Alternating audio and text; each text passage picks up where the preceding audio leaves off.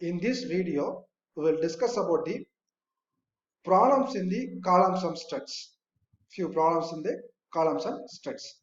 So in the first problem, a mild steel tube 4 meter long, 3 centimeter internal diameter and 4 mm thick is used as a strut with both ends hinged. First case. Next, find the collapsing load. What will be the crippling load if both ends are fixed? And the third case is one end is fixed and the other end is free. Here the value of E is not given. We are assuming the E for the steel as 2 into 10 to the power of 6 kg per centimeter square. So the actual length is given as 4 meter. So I am converting it to 400 centimeter. Internal diameter of the tube is given as 3 centimeter. So I write as 3 centimeter. The thickness of the tube T equal to 0.4 centimeter. The external diameter of the tube equal to internal diameter plus 2 times the thickness. So thickness is 0.4, internal diameter is 3. So 3.8 centimeter is the external diameter.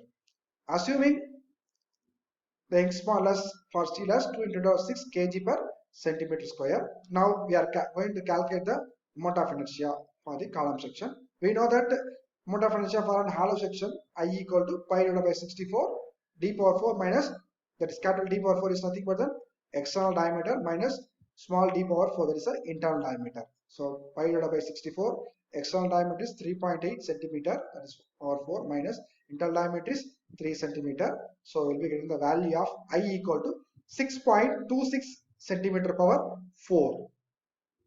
Next, the first case, when both ends of the tube are hinged, the effective length of the column will be equal to the same as 400 centimeter. So the Euler's crippling load equal to P equal to pi square EI divided by L square.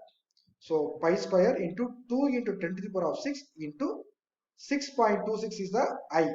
Moment of inertia divided by L is 400 whole square. We'll be getting the Euler's crippling load as 772.30 kg. This is the required collapse load. The second case, when both ends of the columns are fixed, the effective length of the column will be half of the length, that is L equal to capital L divided by 2, the effective length will be equal to. So 400 divided by 2, that is equal to 200 centimeter. So the Euler's crippling load will be equal to P equal to pi square E divided by L square. Here the L will be reduced to half. Here 400 means here only 200 since both ends are fixed.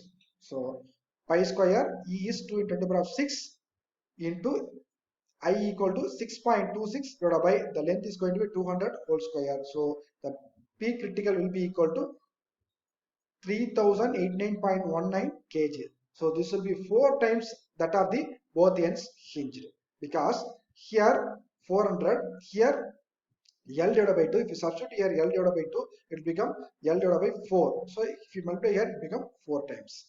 So the third case, when one end of the column is fixed and the other end is free, the effective length will be 2 times of the L original length.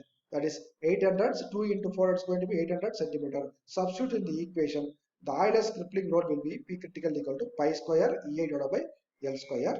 So substitute in the pi square E and I, L will be equal to 800. So the critical value equal to 193.07 kg. If you see from the both ends hinge, it will be 4 times reduced, because here 2L, it becomes 4L square. So the entire value will be reduced by 4 times. Okay. Next, we'll move on to the next problem. The next problem is a column having a T section with a flange 120 mm by 16 mm and web 150 mm by 16 mm is 3 meter long. Assuming the column to be hinged at both ends, find the crippling load by Euler's formula. E equal to 2 into 10 to the power of 6 kg per centimeter square. Here the flange width is given as 12 mm. I am converting everything in terms of centimeter. So 12 centimeter.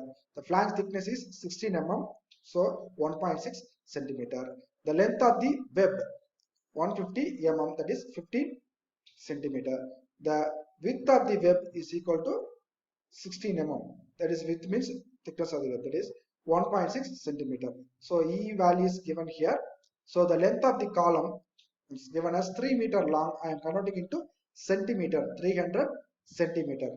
Since the column is hinged at both ends, the effective length will be the same as the original length, that is 300 centimeter. Here YY axis is symmetrical, therefore the CG of the whole section lies on the YY axis.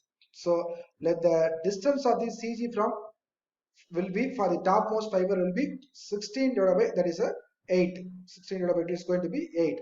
So the Y bar will be equal to 12. That for the top flange. For the top flange, the area is 12. 12 is the width of the flange into 1.6 is the thickness. The CG will be 1.6 divided by 2 from the top fiber plus area of the web. 15 is the length centimeter, 1.6 is the thickness. Here 1.6 the entire length plus 15 divided by 2 divided by 12 into 1.6 plus 15 into 1.6. So the value of Y bar will be equal to 5.41 centimeter. 5.41 centimeter. Now the distance of the CG from the bottom fiber, the entire length is 15 plus 1.6 minus the value of Y bar 5.41. The remaining will be 11.19 centimeter. Now we are calculating the moment of inertia of the whole section about x axis.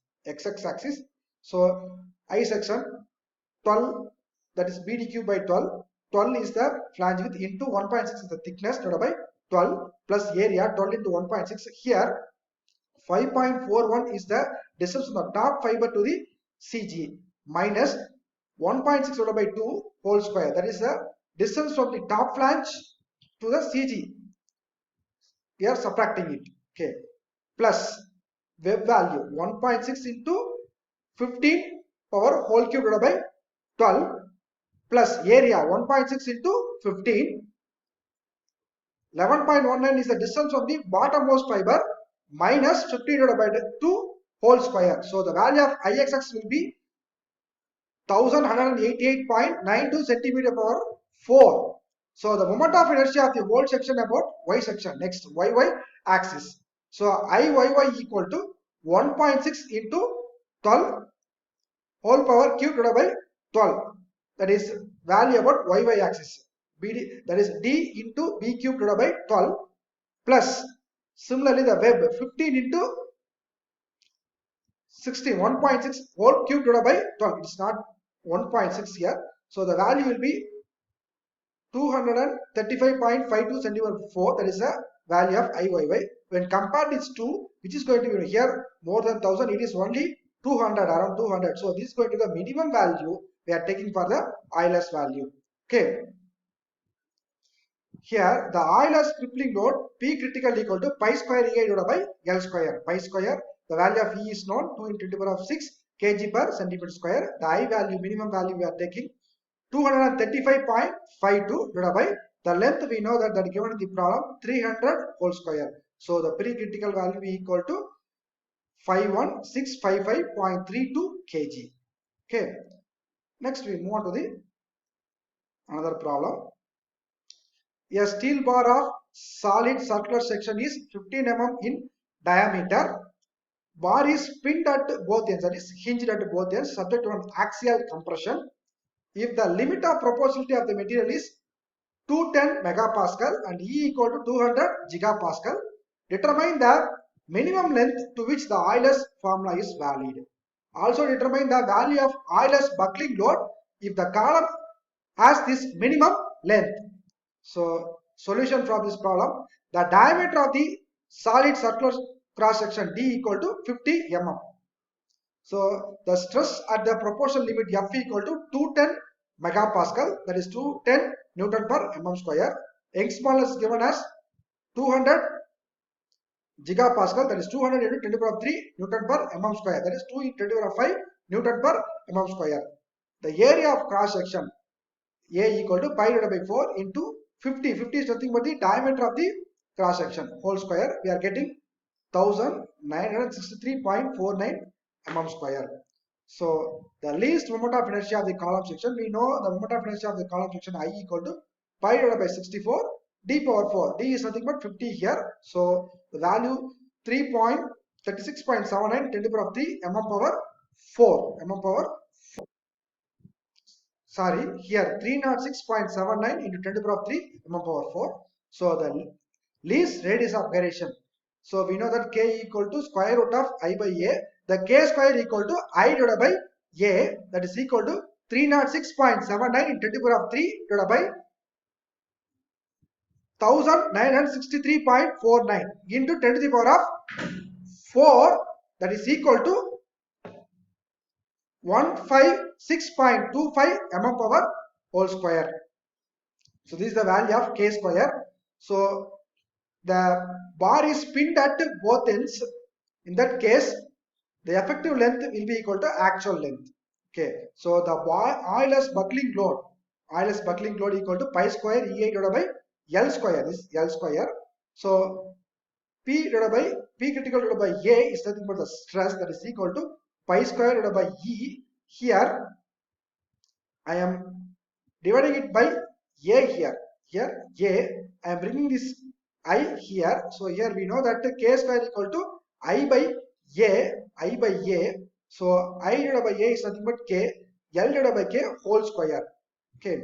Now the Euler's formula to be valid, value of its minimum effect length found to be equating to the buckling stress F. So buckling stress equal to, which is given in the problem limit of proportionality, 210 Newton per mm square.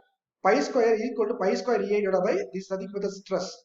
Load divided by area is nothing but stress, the limiting value. So 210. So I am keeping it here. So 210 here. So I am bringing this L here, 210 here. Pi square E divided by taking the k, sorry, k square divided by 210 L square here. So L square equal to pi square into E equal to 2 into 10 to the power of 5 into k square. We already calculated k square, we have calculated 156.25 mm power mm square. So substitute the value here, divided by 210 is nothing but the x smallest. So we will get the value of L equal to 1211.89, approximately 2 here. And if we are converting in terms of meter, 1.212 meter. So that this is a required length. So for this minimum length, what is the Euler's buckling load? What is the Euler's buckling load? So pi square EI divided by L square, pi square into 2 into 10 to the power of 5.